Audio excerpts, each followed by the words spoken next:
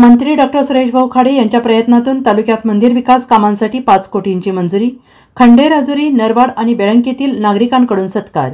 राज्याचे कामगार मंत्री तथा जिल्ह्याचे पालकमंत्री डॉक्टर सुरेशभाऊ खाडे यांनी दिवसेंदिवस विकास कामांचा धडाका सुरू केला आहे। पर्यटन आणि सांस्कृतिक कार्य विभागाअंतर्गत पर्यटन संस्थांच्या ठिकाणी पायाभूत सुविधा मिळाव्यात आणि याकरिता प्रादेशिक पर्यटन विकास योजनेच्या सन 2023-24 मध्ये जिल्ह्यातील देवस्थान आणि मंदिर यांचा विकास करण्यासाठी निधी देण्यात आला आहे। यामध्ये मिरज तालुक्यातील नरवाड, बेळंकी, खंडेराजुरी गावातील देवस्थानांना मोठा निधी मिळाला। पालकमंत्री डॉक्टर सुरेशभाऊ खाडे यांच्या प्रयत्नातून 5 कोटी रुपयांची मंजुरी मिळाली।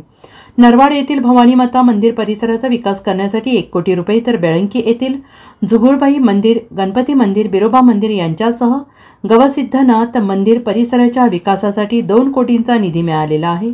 खंडेराजुरी येथील ग्रामदैवत ब्रह्मनाथ मंदिर परिसर, सभागृह आणि रस्त्यालगत असणारे घाट रस्ता बांधकामासाठी 2 कोटी रुपये असा 5 कोटी रुपयांचा निधी मंजूर करून आणल्यानं मंत्री डॉक्टर सुरेशभाऊ खाडे यांचा ग्रामस्थांकडून गौरव आणि सत्कार करण्यात आला।